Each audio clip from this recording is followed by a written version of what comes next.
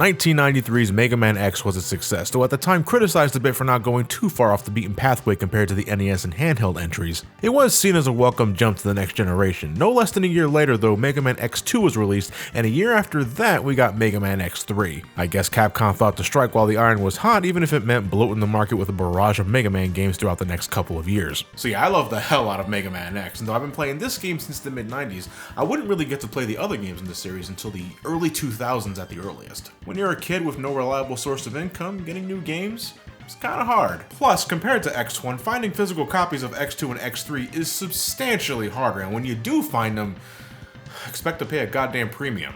There's a couple of reasons for this from what I can gather. Mega Man X2 and 3 utilized a special co-processing chip called the CX4 chip, or maybe it's a C/4 chip, I don't know. Like the Super FX chip that Star Fox and Yoshi's Island used, it allowed the development team to harness its power for some cool special effects. In this game's case, wireframes, smacking you in the face as soon as the title screen appears. You got the Mega Man logo appearing just as before, and then... Okay, I did think it was cool as shit back then. I didn't play X2 or 3 until later, but my uncle did rent these games on occasion, and I was able to see them in action then. And I remember the Sigma head creeping me out a bit, but I loved how the 3D wireframe still kept his Stallone lip intact, and that's detail I can admire. Anyway, the CX4 chip most likely increased the sales prices of X2 and 3. Thanks to @SpaceFunkyArp on Twitter, I was directed to some good old-fashioned Funkoland catalogs, and both games were a bit up there compared to other new releases at the time. In X3's case, in addition to having the added hardware, it also had a limited physical run, since it was released when supply and demand for SNES titles was beginning to wane in favor of the upcoming 5th generation of consoles. As such, good luck finding this one for cheap. You're better off either getting the X collection for the PS2 or GameCube, or wait a couple more weeks for the Legacy collection. Save yourself a good $150 because fuck. But how do these two stack up? Again, the bar was set really high for me last time. It's one of my favorite games of all time, so do these even compare? Let's start with Mega Man X2. It's only been 6 months since the last game. Mega Man X and the rest of the Maverick Hunters, i.e. this one other guy on a bike, have managed to corner the last of the Maverick resistance in this abandoned factory. Hoping to finally put an end to Sigma's revolt, the Maverick Hunters, X heads out to wipe out the remaining Mavericks. Little does X know, however, that the real war is just beginning. From the shadows, 3 sinister Mavericks, calling themselves the X Hunters, suddenly appear and begin collecting the remains of the deceased Zero. Utilizing their own army of Mavericks, the plan is to distract X while they slowly reconstruct Zero and attempt to turn him to the dark side.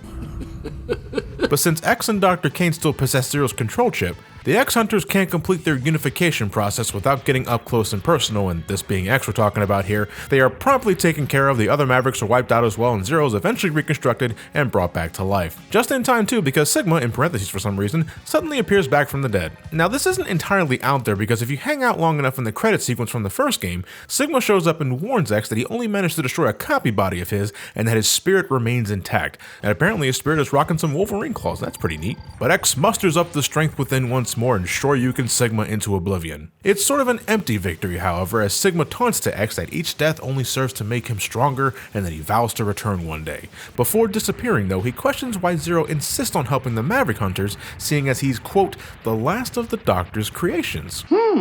That's a mystery. Could it be Dr. Kane? Dr. Light? Perhaps Willie? Afterwards, we literally get the same ending shots from X1, X looking over the horizon, wondering how long the battle against humans and Reploids must continue, okay yeah, and then X rides off into the sunset. Capcom is clearly set on making the X series a franchise at this point, so the episodic feel of this game's plot was likely intentional, if a bit samey. I know, this is nothing new for Mega Man entirely, but since X likes to put a little more emphasis on its story, this kind of copy and paste mentality sticks out more. Then again, it's only the second game, so we'll keep moving along and see how it goes.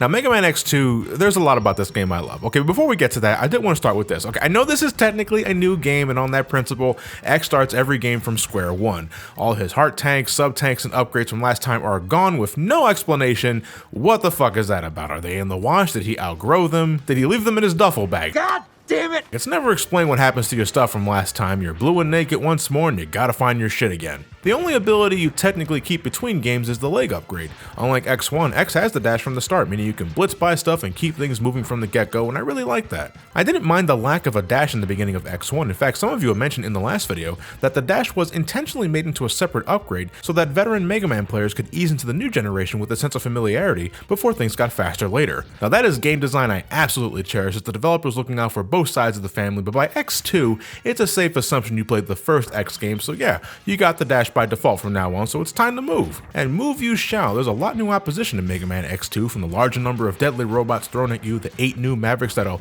test your acrobatics more than anything else really, and the new X Hunters that'll give you a run for your money, if you happen to run into them.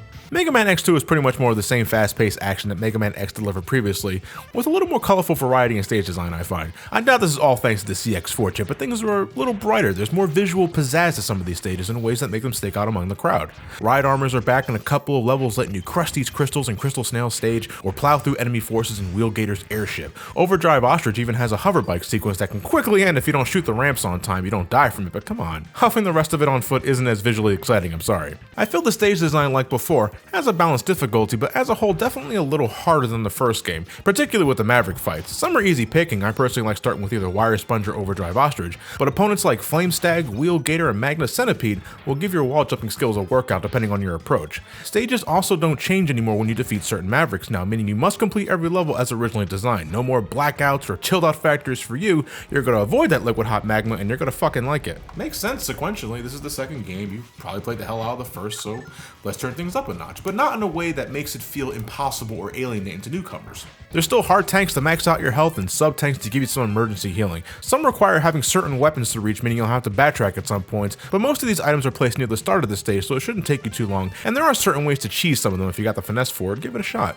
Some of them, I don't know, it could have been less cryptic. The body armor and Morph Moth stage, I don't know how the fuck they expected me to use the spin wheel on this inconspicuous floor here. Literally looks no different than any other part of the floor. The new helmet upgrade pinpoints hidden pathways and secrets, but to find something like this requires me to hit the search button repeatedly. That's like using the X-ray scope in Super Metroid, and I hated that shit. The new Buster upgrade is seriously amazing though. You get 2 charge shots, nothing much more to it than that, but it wrecks a lot of enemies. It's even great at taking care of certain Mavericks. The body armor, on top of giving you added defense, now grants you the Giga Crush. It's a screen nuke that doesn't do much against bosses, but it completely wipes out anything smaller. This robot fish and bubble crab stage, Surge's little contraption here, and plus, it just looks awesome. Dr. Light, where the fuck was this shit earlier? That's a good question. Mega Man X2 is a game I'm very much comfortable just playing with my armor upgrades and my charge shot alone. 1, because I think it's fun to do so, and 2, because I don't find the other weapons as helpful this time. Yeah, a lot of these weapons don't do it for me. I mean, I love the charged up Bubble Splash. That's a shield I can depend on that also does some serious damage up close.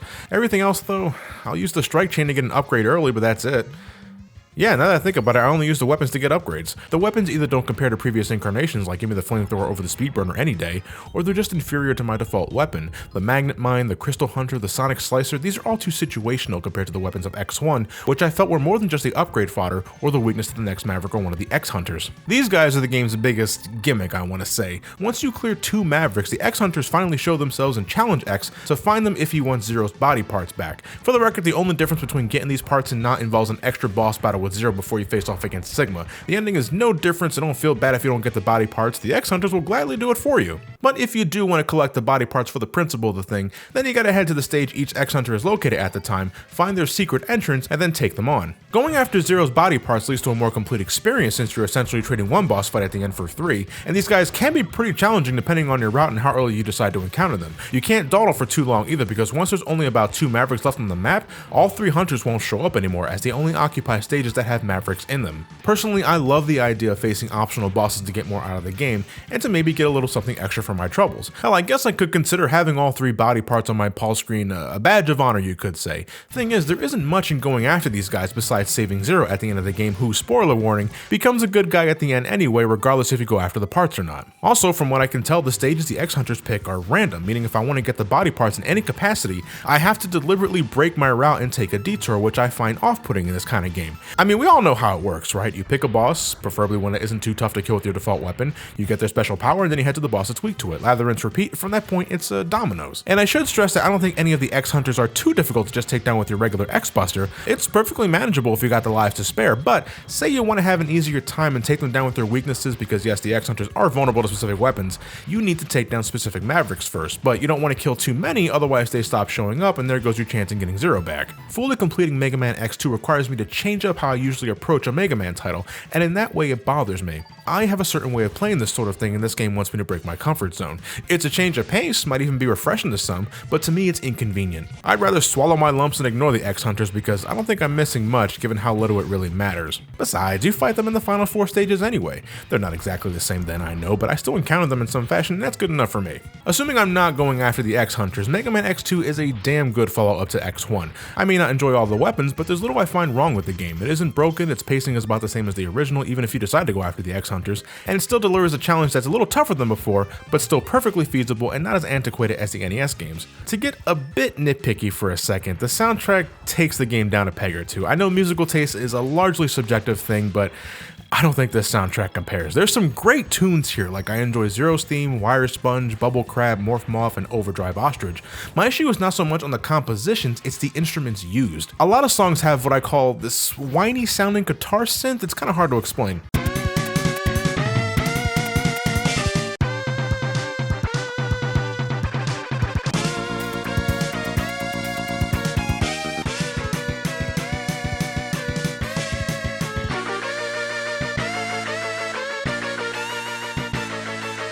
It's still a great listen, I'm just not too big on what was used to create some of those pieces. But let's just go ahead and jump into Mega Man X3, and just to reiterate what I said earlier, if you plan on playing this anytime soon and you don't want to cripple your wallet for a SNES copy, either dust off the Wii U or the new 3DS and get it on the Virtual Console, wait for the Legacy Collection just a couple of weeks, or get it as part of the Mega Man X Collection. But be forewarned, the version of X3 on the X Collection is the PlayStation 1 port, originally only available in Japanese and European markets back in the 90s. It was also released in Japan and Europe for the Sega Saturn, as well as the PC, which were all based on the 32-bit version. I don't think there's anything inherently wrong with the 32-bit Mega Man X3. It adds brand new animated cutscenes for Maverick intros, as well as a completely animated opening, showcasing Mega Man X and past adventures, and introducing the new bad guy for this game, Dr. Doppler, who can't keep his mouth closed.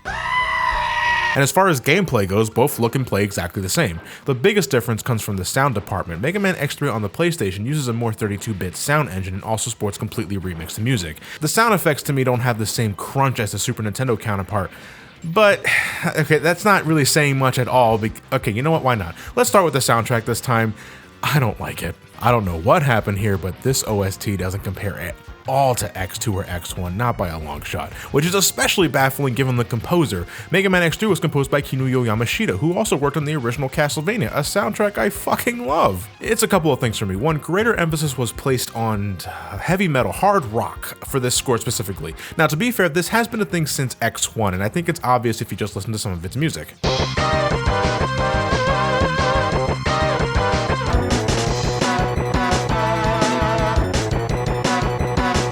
But for this game, it's like they only had the budget for a few synthesized instruments, and they're all 3 copies of the same goddamn guitar.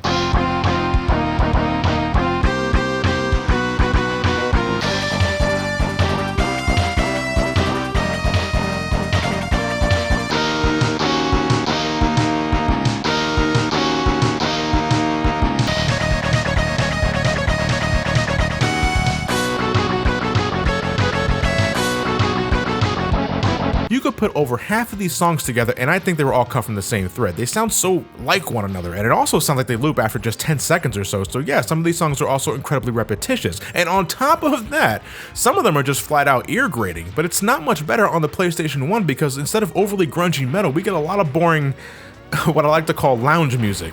That's the best way I can describe it. I know, that was like a triple whammy of bullshit right from the get-go. I know it's a largely subjective thing. I mean, I do legitimately like Zero's theme in X3, you only hear it like twice, but it's pretty cool. Overall though, this disappoints me so much given how much I enjoyed the previous 2 game soundtracks, and unfortunately, this doesn't stop with the music. If Mega Man X was the top, I wouldn't consider X3 to be like a sharp drop, but man, there's a lot about this game I don't give a shit about. Starting with the plot, with Sigma out of the way once again, the last of the Maverick menace has been finally taken care of when one Dr. Doppler used his giant neurocomputer to cure any irregular behavior found in Reploids. Over the next few months, Dr. Doppler would amass a large following of Reploids and eventually build Doppler Town, considered a utopia by his followers. But since we can't have X killing a bunch of innocents in this series, Dr. Doppler's followers soon turn Maverick and begin to start another invasion, with Doppler at the center stage, as he's actually under orders from, get this, the returning Sigma, who the PS1 version doesn't even try to hide for the sake of suspense. Taking up his X-Buster once more, but not any of his upgrades or any of that shit, X dashes headfirst into Dr. Doppler's reign of Maverick terror, and this time he's got Zero watching his back all the way. It's a by-the-numbers plot not serving any real purpose besides giving X a new bad guy to face, with Sigma taking center stage at the end to remind us who the real bad guy is. I'll give Doppler points for the massively large shoulders, but I kinda question this guy's thinking patterns. He doesn't believe X could be so powerful,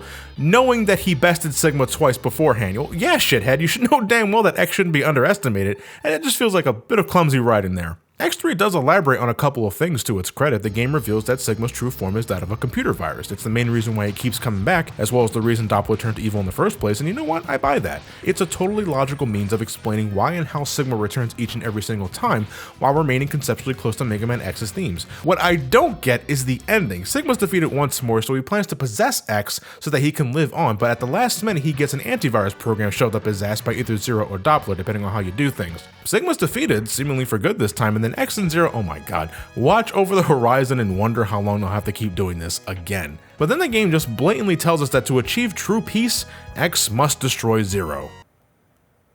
I'm sorry, what? That's quite the jump in logic there. This was apparently a mistranslation from the Japanese script, which just mentions that X and Zero are destined to fight at some point, but still, what the fuck's the correlation between the two? At no point in the series so far did X and Zero have clashing ideologies that would justify a fight to the death to ensure an end to the fight between humans and Reploids. Did X3 just go ahead and spoil the next few games for us? That's like reading the last page first. You don't do that shit. But the problems keep piling on. Now, as you can see, Megaman X3 is in no way a radically different game than before. It's Megaman X to its very core, and that's fine. I can do all the same stuff as the other games, meaning I can just jump into the controls of this one with no issue. This does not hold true for almost everything else. Okay, maybe at this point people thought the first two games were not challenging enough, so the developers made damn sure to give X shit as early as the first few stages. Jesus Christ, people. Megaman X3 has some of the most nut-crunching enemy designs so far. If they don't take forever to kill with your default weapon, they're spammed needlessly through the stage, and yeah, X3 still has that problem where enemies immediately respawn if you off-screen them by just a couple of pixels. And if that weren't enough, most of these assholes can kill X in about 3 hits. Something's wrong here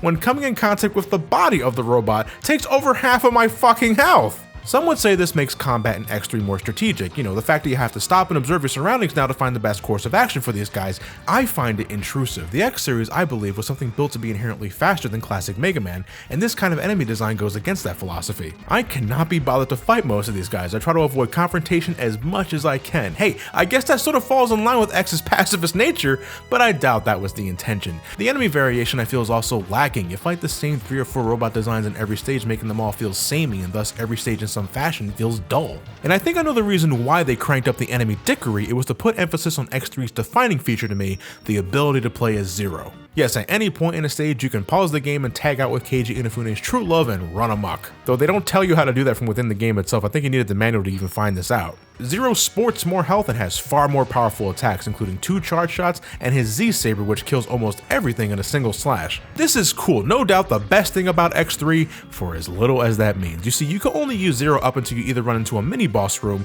or the end boss room. X3's level design sports mini-bosses every waking second. It could be the mid-stage boss like this squid thing or this burrowing worm, or it could be this game's version of the X-Hunters, and unlike X2, they're not really optional. When you defeat enough Mavericks, Doppler begins sending his elite squad after your ass.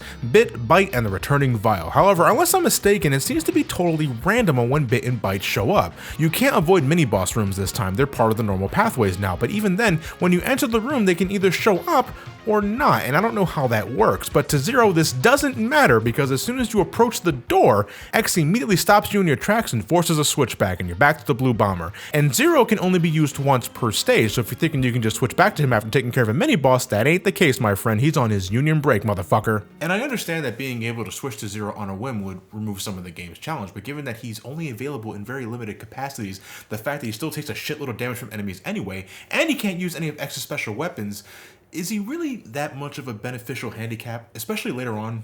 Out of every X game, this is the one where I go code level Omega to get as many heart tanks as soon as possible because of just how much damage enemies do to X in this game. Some of the items are easy to get, but some are locked behind certain, sometimes bizarre conditions, like the one in Tunnel Rhino stage. You see this boulder tied up to the ceiling, so I thought, alright, I'll just use the spinning saw blade and that should cut the rope. But no, it requires a charged up Triad Thunder, a weapon normally reserved for electrical projectiles, but when you charge it up, it causes X to slam the ground for some reason, which then destroys the rock. Okay, I don't get that, but whatever. And And then there's the Heart Tank and Gravity Beetle stage. It's blocked by metal containers that, try as you might, can't be destroyed by any means. It's only until after you defeat Blast Hornet that the metal containers suddenly move out of the way upon revisiting the stage that you can finally get the item. I appreciate them trying to replicate the stage alteration gimmick of X1, but this doesn't really neuter the stage in any way, it just moves a couple of boxes. Finally, some upgrades are locked behind certain ride armors, and this is something that had a shitload of potential but is sort of forgotten about really fast. X3 introduces a healthy variety of ride armors, a basic one that punches stuff, one that sports drill claws for continuous damage,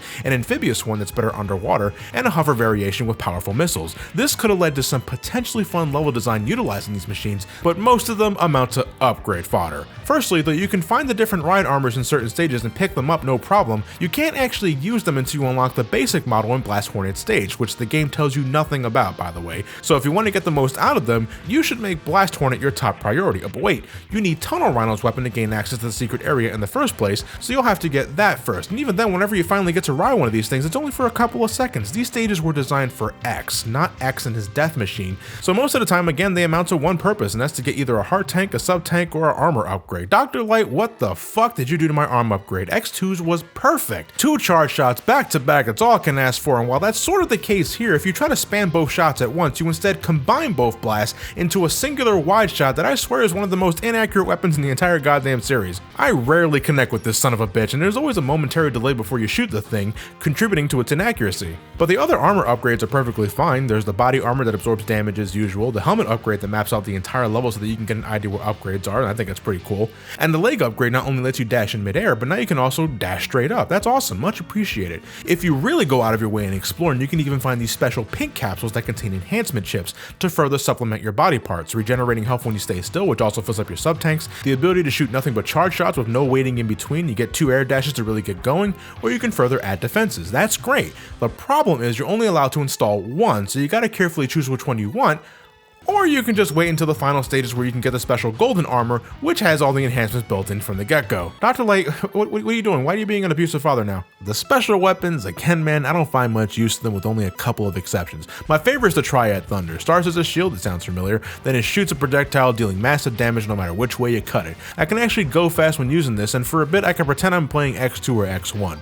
The Ray Splash is pretty strong if a little erratic, and though I don't like how the spinning blades reverse directions upon shooting them, I love the charge variation where it's just a yo-yo of doom. Everything else, Maverick fodder. I used them for the extra damage and nothing else. And man, when you're using the right weapons this time, these Mavericks break in half. You reset their patterns every time you strike them with their weaknesses, meaning they do nothing but jump to the left or jump to the right. Maybe they'd be more interesting if I tried to use nothing but the regular buster, but these fuckers do so much damage on contact that I'd rather just get it over with as soon as possible. It's a damned if you do, damned if you don't scenario to me. And listen, I know I've been critical up until this point, overly critical even to some of you, and I want to stress there are elements of X3 I enjoy. Again, I think some of the armor upgrades are cool, and though he's horribly limited, I love finally being able to play as Zero. The inclusion of Bit, Bite, and Vile can also lead to a couple of different pathways for replayability's sake. If you don't take these guys out with their weaknesses when you first encounter them, they survive the fight and you have to deal with them later in the final stages. In Bit and Bite's case, they combine into this thing called the God Car Machine, oh wow. And in Vile's case, he gives his ride armor some Viagra, and bam, Vile Mark II. But even if you kill these guys during the first run, there's still completely different bosses for you to encounter anyway near the end, and I love and appreciate the variety. The only penalty you suffer from not killing Bit, Bite, or Vile at first is having to fight them later on, that's it. It doesn't really tie to any story elements or lead to a different ending or some other thing like that. It's a way to give me more content without getting in the way of how I typically play a Mega Man X title, unlike Mega Man X2. It's just Mega Man X3's got way more downsides, you know? We're not at the halfway point yet, but X3 is a low point for me. From its overly punishing enemy design, the repetitive soundtrack, the uninteresting boss fights, the underutilized upgrades, weapons, and ride armors, the half-assed implementation of Zero, nah. Mega Man X3 strives to be a little more, and I can see that. I see that ambition, but it fucks up what it got right beforehand while reaching for the stars.